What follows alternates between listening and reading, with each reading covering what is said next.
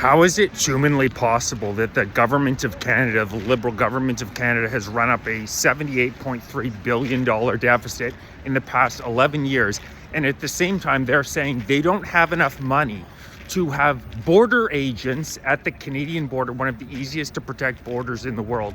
So they just have people who show up, download an app, and have 45 days to get back to them. 100,000 people are now entering Canada every single year without even encountering a human being, without even encountering a border agent, because the government of Canada claims that they don't have enough money to fund border agents.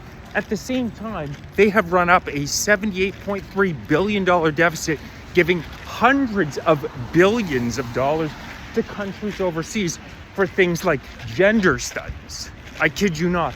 So you're telling me that the government of Canada has the funds necessary to fund gender studies overseas, to spend $22 billion in Ukraine. By the way, there was just a corruption case in Ukraine. Hundreds of millions of dollars stolen from the energy sector. Guess where Canada has been investing heavily? The energy sector. So our taxpayer dollars are just being shoveled into a fire pit and thrown out the door in Canada. So much corruption going on in Ukraine, and we've sent $22 billion sent there. And meanwhile, there's open crack smoking all over the place in Canada. It's shocking that our government does not seem to have the funds to fulfill basic necessities of running the government of Canada, but they do have billions of dollars to send overseas.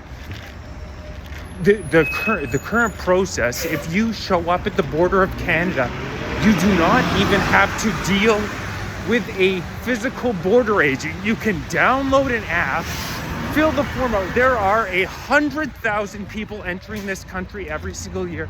All they have to do is fill a form out, and then they have 45 days to get back in contact. Meanwhile, of the 100,000 people who enter the country, the government admits, and I know this number in all likelihood is much higher, that 10% of those 100,000 people never submit their paperwork. They never submit their paperwork. So they're then in the country illegally.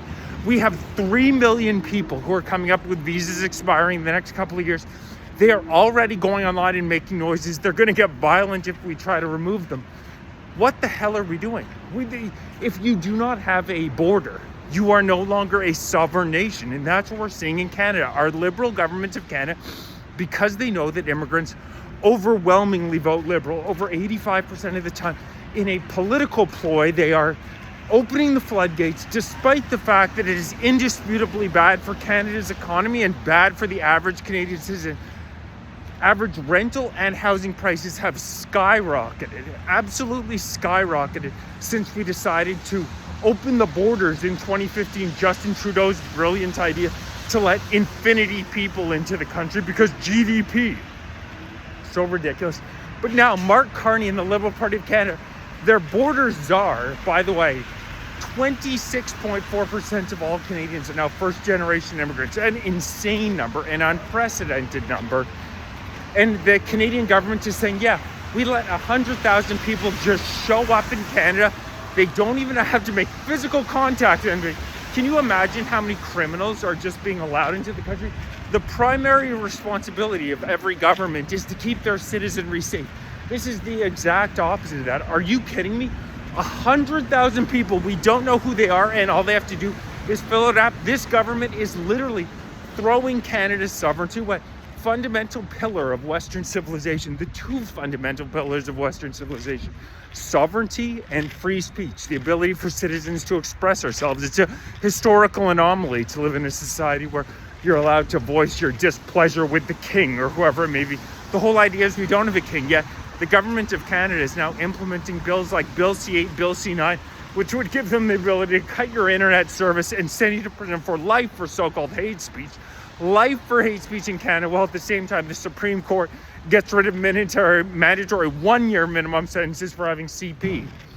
The most heinous crime in the world, total upside down world in this country, and at the same time they say we can't enforce our border.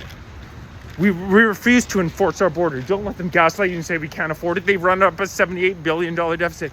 Is the will there or not? And they do not want to enforce the border because they know a large part of this is that they are importing millions of Liberal voters. The immigrants overwhelmingly vote Liberal because they know that the Liberal Party of Canada is then going to say, oh yeah, you can invite your whole family in. They welcome it. They're currently running ads overseas talking about Canada's free healthcare. I kid you not, at the same time as our system is overrun, the government of Canada is out advertising internationally that Canadian healthcare is free.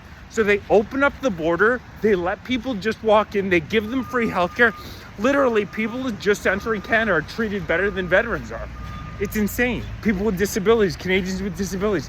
If this doesn't cause an uprising in Canada, nothing will. The government literally prefers foreigners to their native citizens. It's the exact inversion of what a government is supposed to be. Look at the man who's prime minister. He's looking out for Brookfield Asset Management, much more so than he's looking out for the Canadian people. Our economy has struggled like crazy. Brookfield Asset Management is up 40 some odd %. You think it's a coincidence he's in the UAE 6 days prior to the heads of Brookfield being in the UAE? No, absolutely not. They want to totally replace the demographic in Canada. Did the Canadian people vote for this? The Canadian people are overwhelmingly against more mass immigration, yet we continue to see unprecedented numbers entering this country. I thought that democracy was supposed to be the will of the people. That's certainly not what we're seeing in Canada right now. Are you kidding me? When we already have a housing crisis, you're telling me that you're going to invite 1.5 million in when you're only projecting 225,000 housing starts? And that's, if anything, that's an aggressive decision given the Liberal government's track record. How can you possibly justify an inflow of 1.3 million more people than are 1.3 million people more coming in when we already have a healthcare crisis and we're not even recruiting high-skilled workers anymore? There should be a total moratorium. The government of Canada, the Liberal government of Canada, is now actively working against the best interests of the Canadian people, which is traitorous behavior. And of course, the propagandistic news media refuses to cover it whatsoever. You'll see no coverage on immigration on CBC, CTV, Global News. They receive $1.5 billion a year from the Canadian government. You'll see absolutely nothing from them on this, but it doesn't make it any less true. What's going on?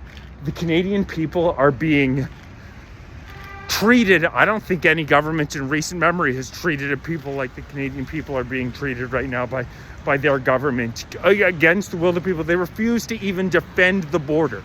Hire the goddamn border agents and enforce our border. If you do not have a border, if you do not have sovereignty, you cease to exist as a country. It's simple as that.